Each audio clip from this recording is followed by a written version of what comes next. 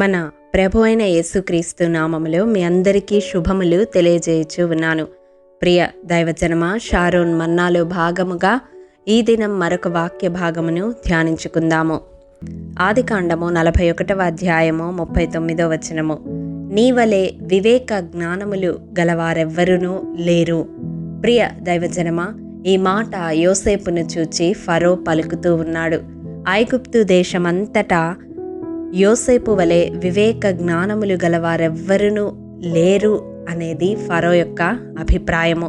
మరి అటువంటి వివేక జ్ఞానములు యోసేపు ఎలాగూ కలిగి ఉన్నాడు? అసలు ఎవరు వివేకము గలవారు, ఎవరు జ్ఞానము గలవారు అని వాక్యపు వెలుగులో మనం చూసినట్లయితే, దేవుని యందు భయభక్తులు గలవారు జ్ఞానము గలవారు అని యోబు గ్రంథము 28వ అధ్యాయము 28వ వచనములో చూస్తాము. యెహోవా యందు భయభక్తులే జ్ఞానమని అక్కడ వ్రాయబడి ఉంటుంది. అంత మాత్రమే కాదు, దుష్టత్వము విడిచుటే వివేకము అని కూడా అక్కడ వ్రాయబడి ఉంటుంది.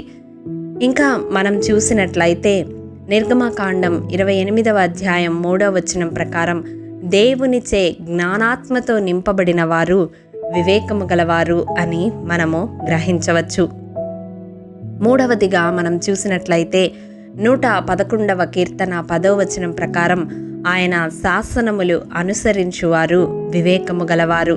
అలాగే 119వ కీర్తన 104వ వచనం ప్రకారం ఆయన ఉపదేశము వినువారు వివేకము గలవారు. ప్రియ దైవజనమా, ఇంకా మనం చూసినట్లయితే రాజులు మొదటి గ్రంథము 2వ అధ్యాయం 3వ వచనం ప్రకారం దేవుని మార్గములను అనుసరించువారు వివేకము గలవారు.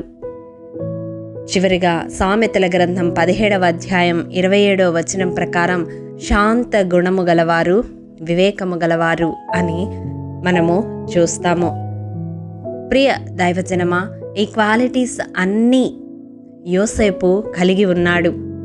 కాబట్టే అతని వలె వివేక జ్ఞానములు గలవారెవ్వరూ ఫరోకు కనపడలేదు.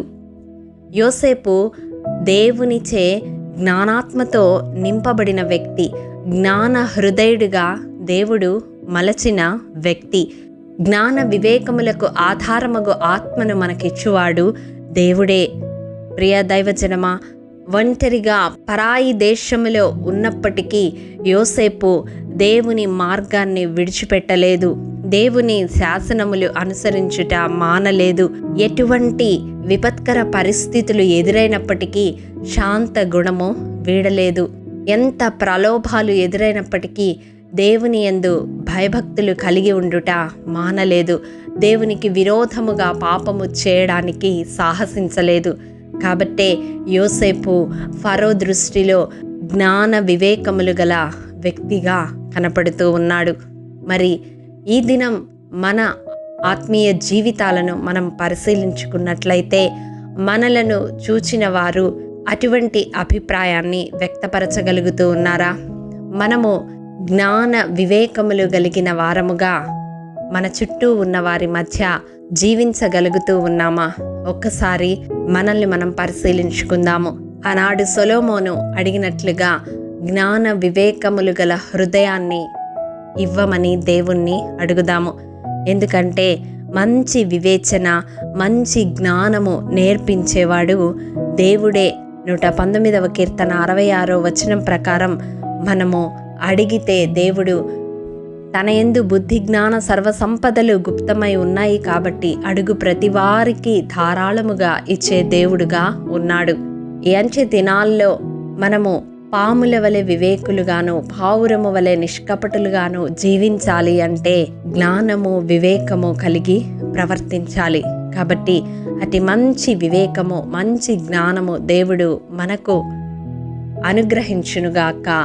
ఆమేన్. ప్రేమ నమ్మకము కలిగిన మా ప్రియ పరలోకపు తండ్రి, మీ పరిశుద్ధ పాదములకు వందనములు. దేవా, విత్తబడిన వాక్యమును ప్రతి హృదయములో నూరంతలుగా ఫలింపచేయండి.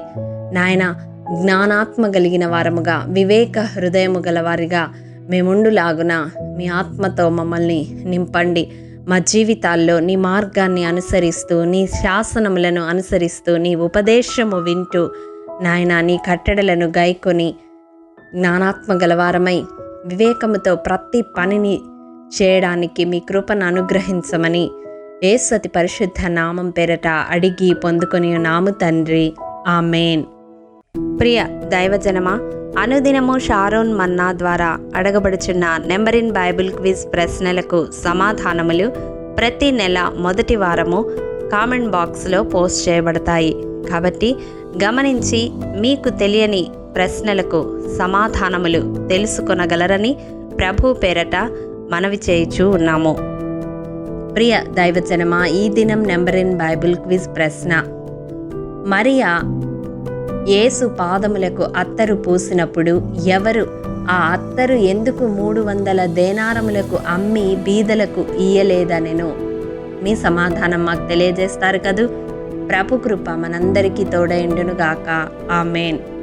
ప్రియ దైవజనమా, ఈ దినము జన్మదినము, వివాహ దినము జరుపుకుంటున్న వారికి షారోన్ గ్రూప్ తరపున హృదయపూర్వక శుభాకాంక్షలు తెలియజేయుచూ ఉన్నాము.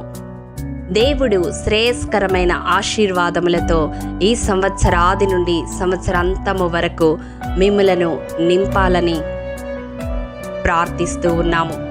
ఆమేన్.